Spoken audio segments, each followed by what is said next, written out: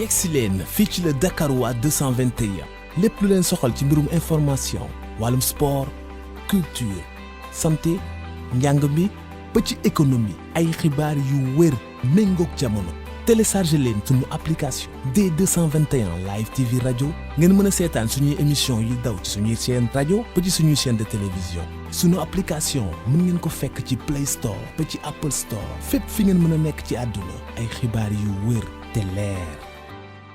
Ce matin, dans ce forum Invest in Sénégal, Excellence, Monsieur le vice-président de la République sœur de Côte d'Ivoire, cher Tchémoko Mele Koné, Monsieur le représentant de Sa Majesté Charles III, roi du Royaume-Uni, Mesdames, Messieurs les présidents des institutions constitutionnelles de la République du Sénégal, Madame la ministre de l'Économie, du Plan et de la Coopération, Monsieur le directeur général de l'APIX, Monsieur Katani, président du groupe Attijari, distingués invités, chers participants, Mesdames et Messieurs,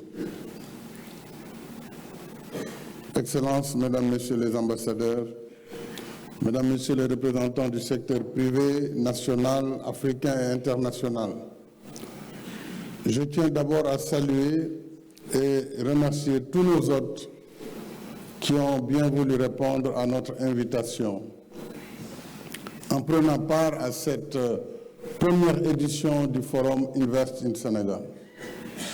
Je remercie particulièrement notre hôte de marque, le vice-président Tchémoko Mele Koné, représentant mon frère, mon grand frère, mon aîné, le président Alassane Ouattara, invité d'honneur du forum.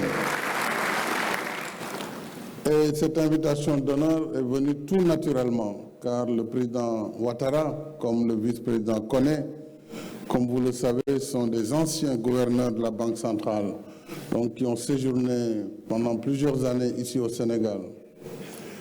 Et nul n'est besoin d'insister sur la qualité exceptionnelle des relations fraternelles qui ont toujours existé entre la Côte d'Ivoire et le Sénégal. Merci donc pour cette présence. Et surtout, merci aussi à tous nos invités pour leur présence, ce qui est une marque renouvelée de la confiance envers le Sénégal comme destination fiable et sûre de l'investissement privé étranger. À toutes et à tous, je souhaite la bienvenue, dal leen ak jàmm et surtout un agréable séjour.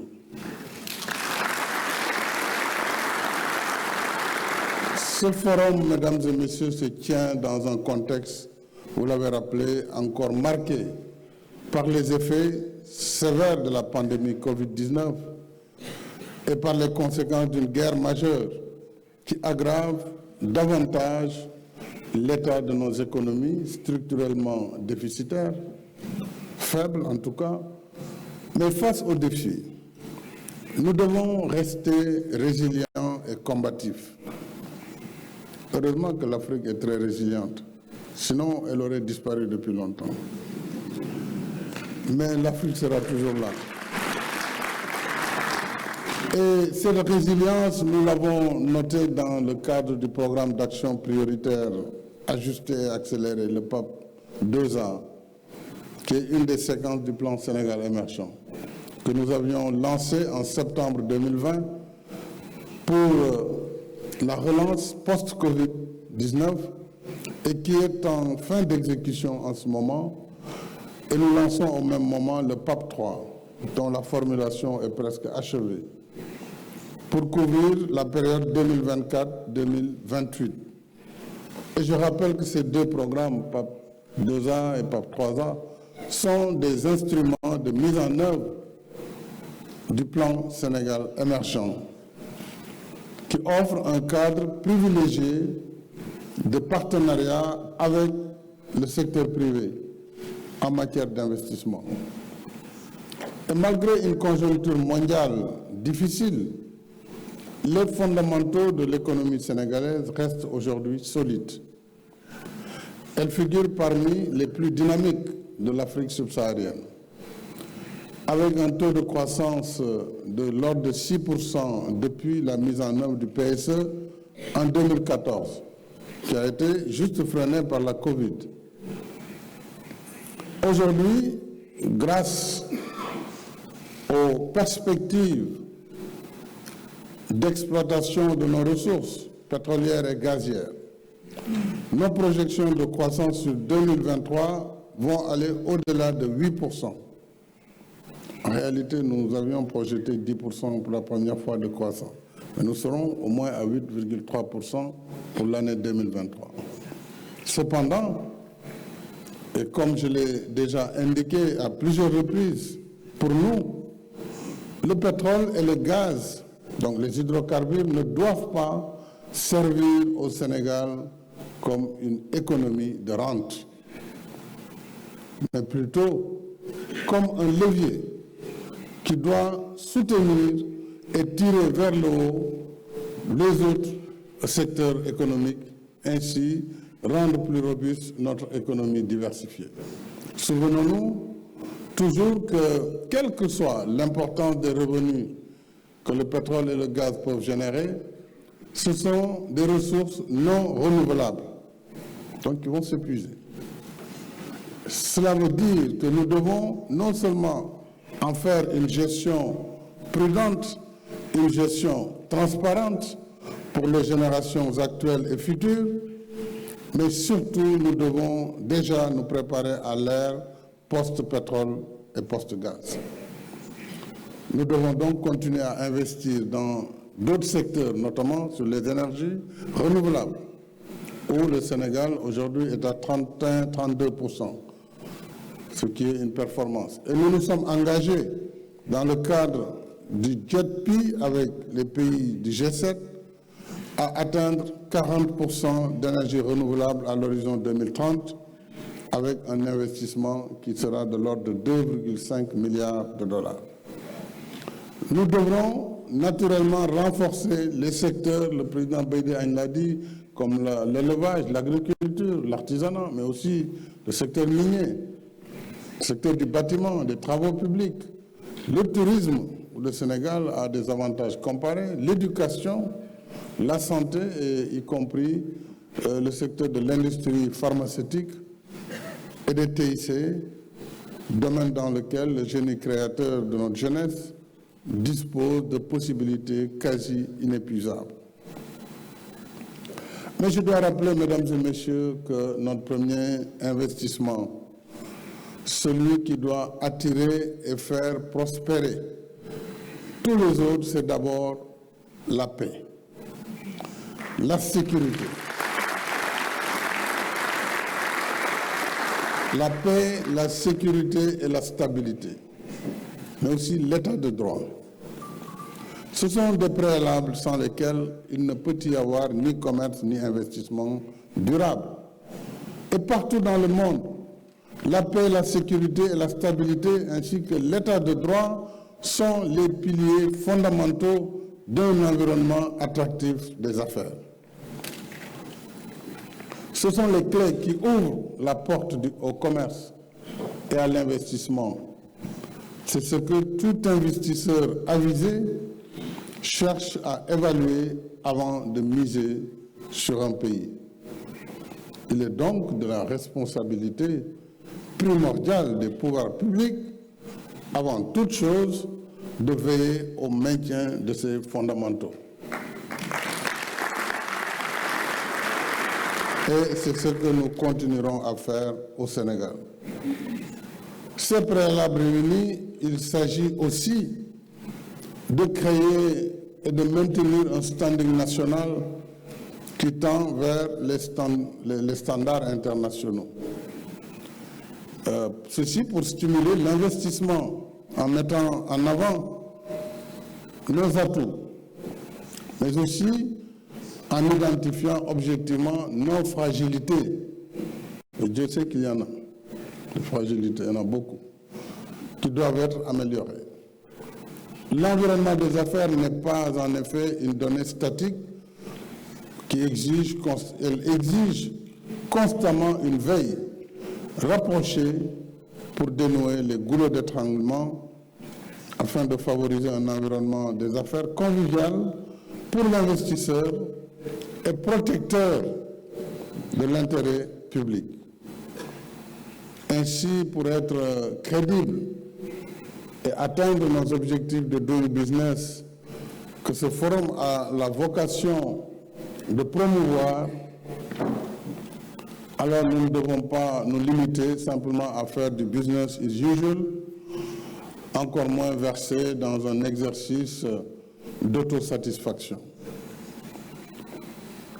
Au Sénégal, le Forum Invest, j'allais dire, doit s'inscrire dans une logique de perfectionnement devant permettre au pays de délivrer de meilleures performances en restant à l'écoute des partenaires du secteur privé et en intégrant les meilleures pratiques qui se font ailleurs. C'est cela aussi qui est nécessaire, aussi bien à l'échelle régionale, continentale donc, qu'à l'échelle internationale. Nous devons évoluer dans un environnement de libre concurrence, de libre compétition. Ça aussi, tous nos partenaires doivent se mettre à l'idée que c'est la compétition aussi en Afrique. Donc, il faut qu'ils se mettent à l'esprit qu'ils doivent aller dans un terrain de chasse où il y a d'autres chasseurs. Donc, il n'y a plus de monopole absolu. Nous devons faire l'effort d'être attractifs et d'être en mesure d'attirer, mais ceux qui viennent aussi, qu'ils comprennent que les terres conquises, c'est fini. Donc maintenant, on va à la compétition. Et les règles sont égales pour tous. Voilà ce que je pense être utile pour nous, pouvoir public, mais aussi pour les investisseurs, qui puissent exiger que nous interrogions nous-mêmes nos méthodes et nos procédures. Ça sont le gouvernement et les services publics.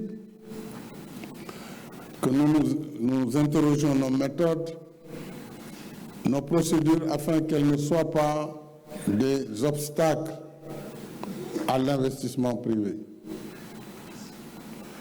Je pense que le Sénégal fait des efforts, mais il y a encore beaucoup d'efforts à faire pour lever toutes les contraintes qui ne soient pas des freins au commerce et à l'investissement. Time is money, disent les Anglais. C'est un dicton.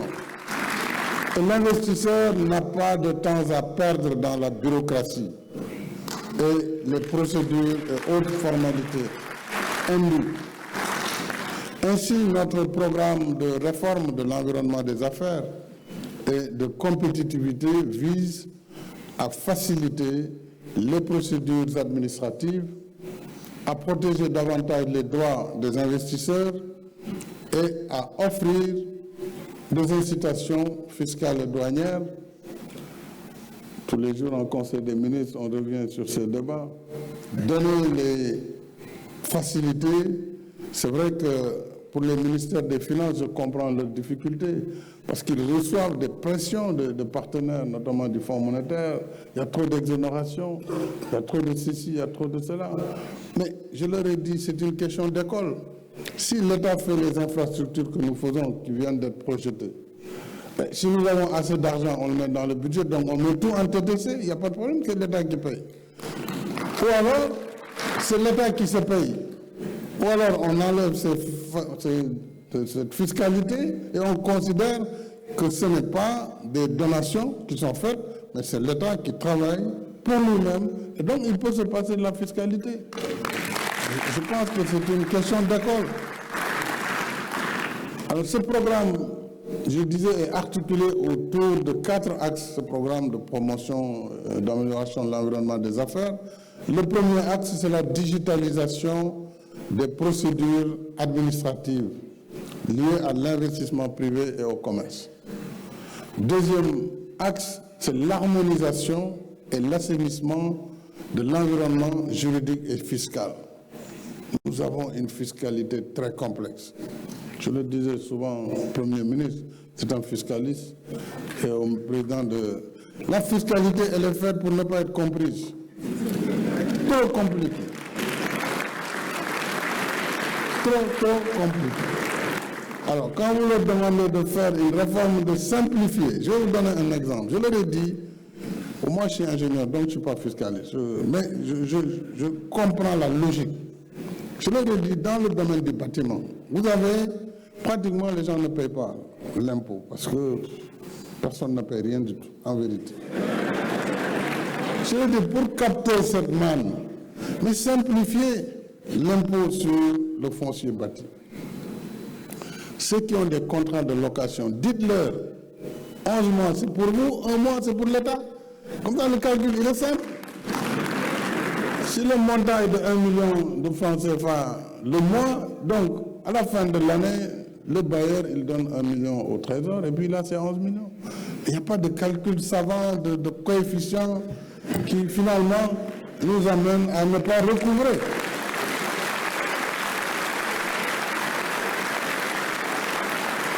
Bien sûr, il faudra du courage pour le service, parce que c'est de grandes corporations qui ont fait des études très importantes, donc ils ont besoin de prouver chaque fois que les études...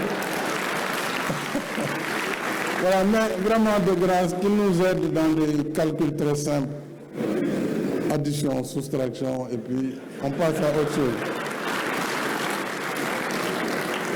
Alors donc nous aurons à réformer le code de douane, qui est aussi un code très dur, très répressif.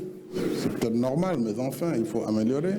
Le code des impôts, le code de procédure civile, les codes. Et les juristes nous fatiguent beaucoup aussi. Mais ça, c'est partout dans le monde, les juristes. Alors, troisième axe, c'est l'amélioration de la compétitivité des facteurs de production.